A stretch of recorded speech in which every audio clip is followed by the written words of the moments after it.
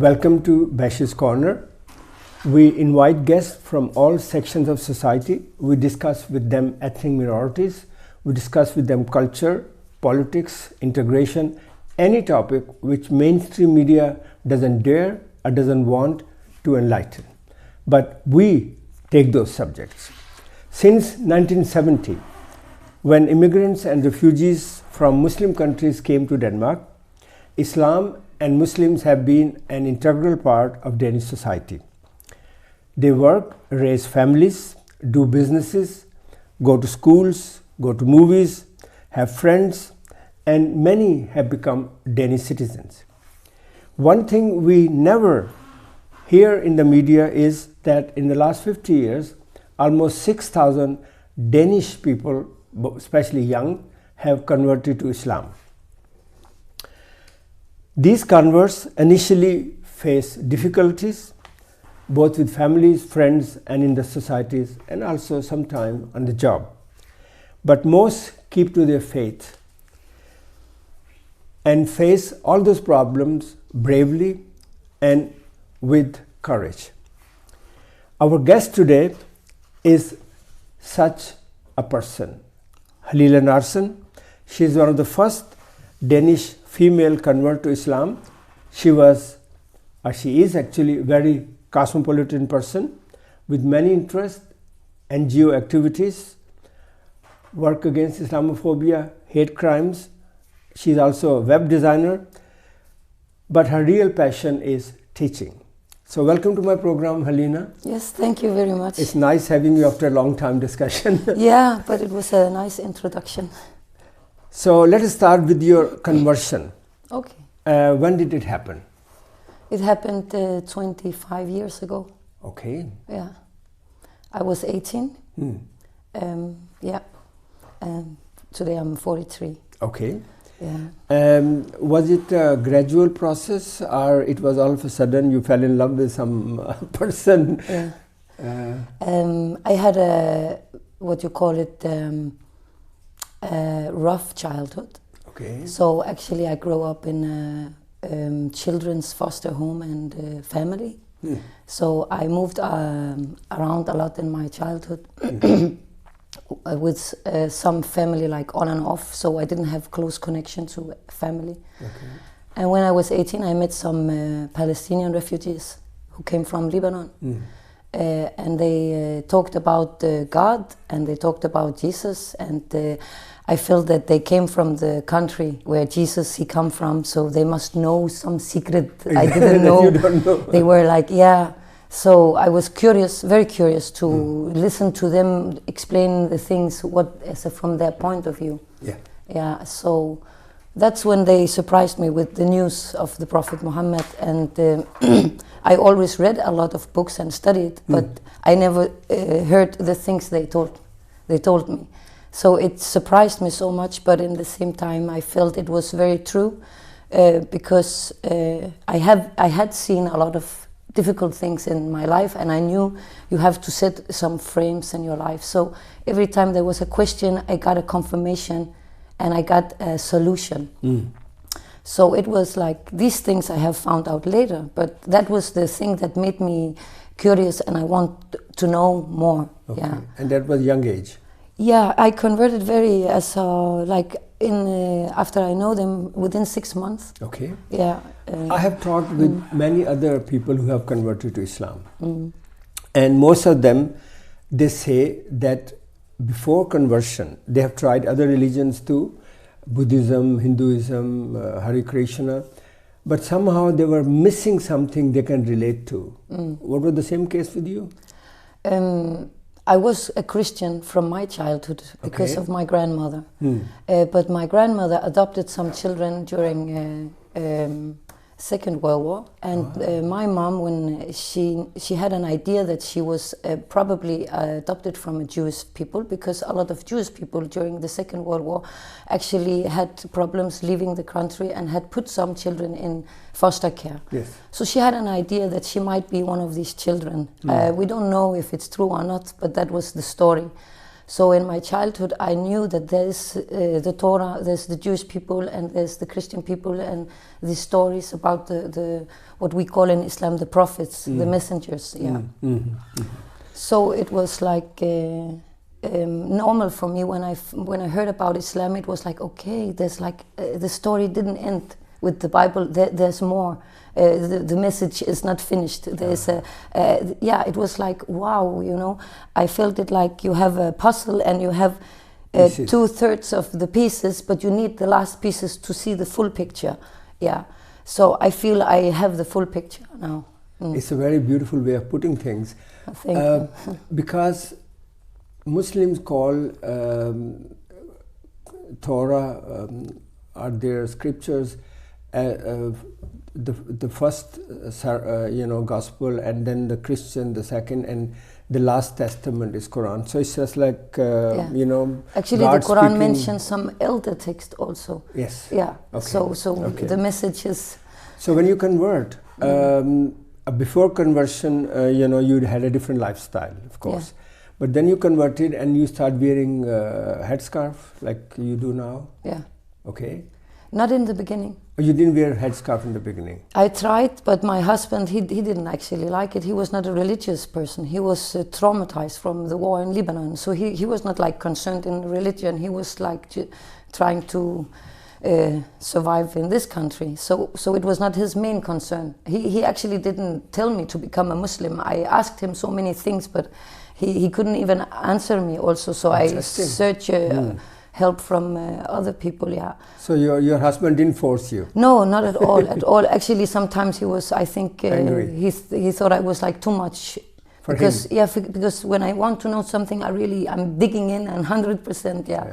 So this is one thing very strange you say, because many Danes don't understand that majority of the Muslim women don't wear headscarf actually. If you go to Pakistan, Indonesia, anyway. Yeah, so I took the headscarf on like maybe 10 years ago. Afterward? After 10 years just now? 10 years ago I so in after the 15 years of conversion. Yeah, I didn't wear it because I couldn't explain why.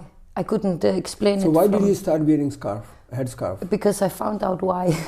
Okay. Yeah. All right. Okay, let's not go into that. But did it create any problems for you? Because now you are very visible. Yeah, I was visible before. Yeah. Trust me. Because you spoke? Because I was always outspoken and dramatic and liked to make some action. But I felt that when I took the hijab, that people they expect me to be another kind of person. So I was met with, that I was like aggressive when I'm talking loud and making fun. So people, they want me to restrain myself. Yeah, this is the biggest problem actually I had.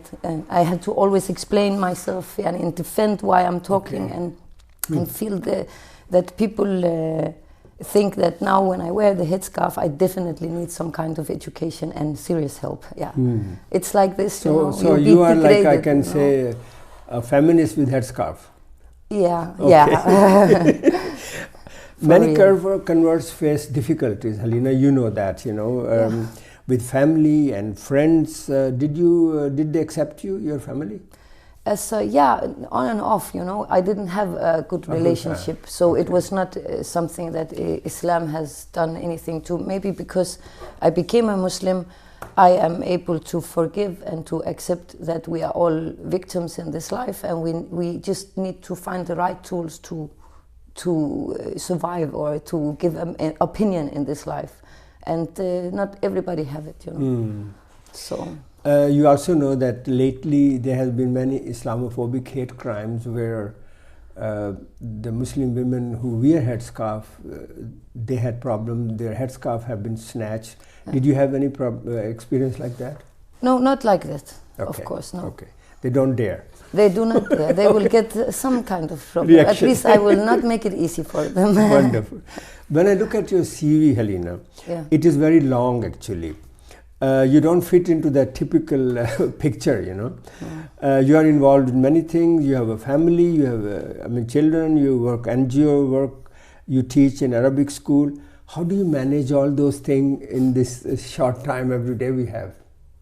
I think also sometimes I would like to have 36 hours in the day actually. It would be nice, but I don't know. But you don't look stressed, you know, because normally people get stressed with all these activities. Yeah. I don't know actually, but I just, this is maybe because I don't have a big family and these kind of things, so this is the life I live. This is the things I do. Yeah. It's not what what I'm interested in. So I'm interested in it. So this is I stay there, you know. And does your religion help you to be peaceful? My what? Does your religion, because you are practicing Muslim, of course, does it help you to be peaceful? Yeah, of course. Yeah, because I teach, for example, biology, and you know, a tree when it's growing, the root, it will come in a certain direction. You cannot force as a what do you call it? Withhold it. You have to follow the flow. So we know that there's a meaning with all these things. So if we are fighting against what's happening, it's causing us problems. We have just to accept the things and deal with them. I think in the best way. So why did you choose to be a teacher? I wanted actually to be a lawyer in the beginning, but I found out that it's has not much to do with the truth always. That's a very difficult area. Then I wanted to be a journalist, but I found out that a lot of it is lies, and I didn't want to promote lies. So then I want to be a social worker, but my own social worker told me that she could not, it was like a shame if I was sitting to listen to people's problems all my life. She said that, and then she suggested me to go to the Teachers Academy in the town I lived in. So I thought about the people in my life who make the biggest mark on me and who encourage me to always study and finish my study. That was my teachers. So I was thinking, if I want to help anybody, then I should just come to their life and be this great teacher who encourage them and tell them the things that they need to hear. So that's what I'm trying to do. So you, it was after you converted to Islam, you started studying teaching, or before? It was after. Okay. What are the subjects you teach? Okay, I teach Danish now and English and geography when the students are ready. But I have taught in major as all the subjects in the public school. And you work except French and Germany. Except French and German. Okay. Most of the school you have been teaching, I would call them ethnic schools. Especially started by Arabic groups, right? Why Arabic groups? It's not like a choice, but of course my first husband, he was Arabic, and he taught me many Arabic things, and I learned to speak Arabic. I can read also and write, and for me the Arabic language, it's I circle around it. I want to know more about it. So of course I know that from the Arabic people. But the reason why I worked in this Arabic school, that was because they hired me when I was applying for a job, you know. So I was very lucky to get the job, and I was very happy. So I just stayed there because I still feel that I have things I can what do you call it? Give the kids some tools. Many people in Denmark call these schools as Quran schools and Muslim schools, whereas actually they are different ethnic national. Pakistanis have their school. What do you call them? Private school. Private school. Or a Muslim Islamic private school, because we have we have not Christianity in our school for religion. We teach the religion hours are for Islam. We don't teach any other religion? We talk about them, we integrate them in the other subjects, but we have classes for religion, and that's Islam. So that's why we call it like Islamic. But then the question comes that many education experts and many Danish academics and politicians, they say that these schools are hindering in integration of minority children. Aren't they right? Yes, of course they are helping to do that, while they are taking all the support of the schools and giving us more and more demands and these kind of things, so we can focus less on our plans and focus more on the government's funny politics ideas.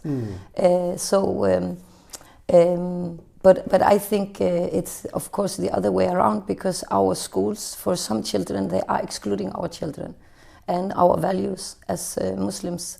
So we find the values in our room, and we take the surrounding in, and also actually the school is a pre-model for the society that the children have to build. Oh.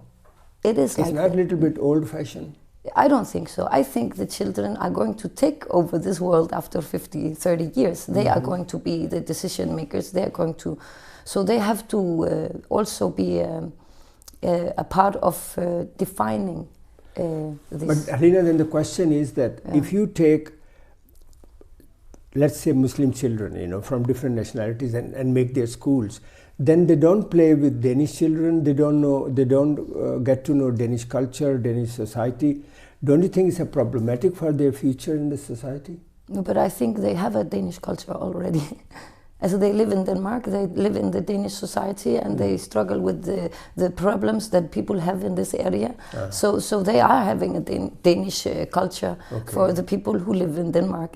We are all buying the food in the same shop, We all have the same kind of kitchen, the same kind of plates. It looks exactly the same if you take a picture, Okay. So it's a matter of education.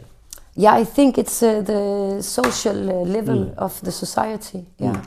Danish education system is one of the best in the world. You know that, I know that, everybody know that. Why to start ethnic schools? Because it's a part of the Danish education system. Yeah, but then why not send children in the Danish schools? Yeah, I mean, that's what's great with the Danish system. That is that we have the possibilities to make these private schools, but we have also the law that all schools have to finish in the same exam. So actually we are using the same material. We are using the same books. The curriculum is the same? We follow the same the guidelines from the government. All schools we have plus something extra.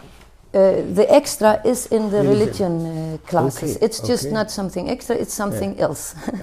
Okay. Yeah. Another question, I'm sorry to be being negative. Many people think that the education standard is very bad in these schools, Is it true? I have a first class with 22 students, and they read all of them. Yeah. They can read. All of them, they can read. Okay. Yeah, independently. So I don't think that we lower any standards, actually. I'm very proud of the results we are getting. Yeah. So once is rumors and other things are facts, as this newspaper. This is the facts. Yeah. Please you want me to show it up here? Yeah, like this. Yeah. So it says Muslim free schools make the pupils much better than public schools. Yeah. Wow. So, and it is a survey which came out where they have found out that this kind of schools are actually giving better discipline and better education. The grades are higher, and our students, as a more percentage of our students, they pass the Danish, afgangsprøve. Yes, and also the language? Yeah. Okay. And also our children, they have some forces because they are world citizens, many of them. Yeah. They have traveled, they have experience, they are very mature. So in many subjects they can really deliver some things. Yeah. You have been teaching several subjects, like you said before, and those subjects are also taught in public school, in Danish public schools. And I understand that you also teach children like networking and cooperating with each other, conflict resolution, organizing, and also free expression. What about the parents, the Arabic parents? Do they agree with those what you're teaching? Oh yeah, they like it. They like it? Yeah, they like it very much. Okay. Yeah. Don't they object that our children will become a little bit, too much individualistic? No, because for them it's also the Islamic values. I'm teaching. It's the values from the family. Many people from foreign countries, they have a high educational level, a high level of study. For them, I will say foreign people I know, 90% of them, the children, the goal is that you end up in university. I'm not used to that. I come from a foster home. It was a surprise if I took my education. I'm like a pattern breaker, what they call it in Denmark. I broke my pattern, you know, and many of my students not have a pattern like that to break. They have negative surroundings, but their family and their structure, and they have goals, they have plans. So when I tell them that this is the things, they be like, yes, we need this, we want this for our children. So, a little critical question. What about sexual education and gender equality? Yeah. Do they teach? Of course. I am a biology teacher also. Okay. Yeah. So I have taught it in several years. Yeah. And it's the same thing again for me as Muslims. We are informing, we have the knowledge, and we are not manipulating. We are informing, and it's a duty for the school to have a public inform to the students. So it's a part of. All religion believe the God created the world, the universe, whereas the science says it's evolution. Yeah. Do you teach them creation or evolution? Actually, the books are teaching evolution. They only teach actually one side. I teach both sides. I tell them that there is a debate, you know, in the scientific world, and we have to arm ourselves with both language. We have to debate in this area. So when the children, in my opinion, they find out that this is what we are going to do, it's not like you have to believe a theory, because we talk about it. We can discuss it, and we should get used to discussing the things more. Finish the discussion so we can find a result. You know? They can make up their own mind. Of course, I'm not. There's no guidelines. There's some tests, some questions. They have to know about these areas. For example, they have to know about these things. But they come from a creation point of view. So I'm presenting to them a new theory. They have to be, you know, okay, so there's a debate, we can actually talk about it. So after that, they find it very interesting, actually, to go in. Are your students curious to know things? They get curious when they found out that there's a debate. So you don't have to believe it. It's a duty of a good teacher to make them curious. I hope so, yeah, I try. I have several of my students in the university. Do you also train them how to be successful in the society? Because that is a big issue at the moment. Yeah, we try. Okay. Yeah, we try. We had, for example, we taught them about radicalization in extremism. And extremism from a newspaper that the Muslim Council made as an educational paper with the cooperation. I think it was with the Politiken actually. Yes. Yeah, so they made it and they loved it actually. So yeah. You are also involved in NGO work. And I'm happy that a person like you is doing a lot of work. Can you tell us about your work with hate crimes against Muslims? Is it getting worse now? I think there's a lot of we need to teach children and people to deal with the society, not to take it in. We need them to deliver the right things, the right places, so we can do something to change this. Yeah, so I think it's getting worse because there are some gates that are being closed, and some people are not allowed to talk, and some people are allowed to say everything they want. So and these people are getting like more and more unpolite and what you call it, like they use a very pervert language also. And for Muslims, for example, we are not. This is not the kind of way we speak. So when the debate is on that level, we are not participating. Okay. Yeah.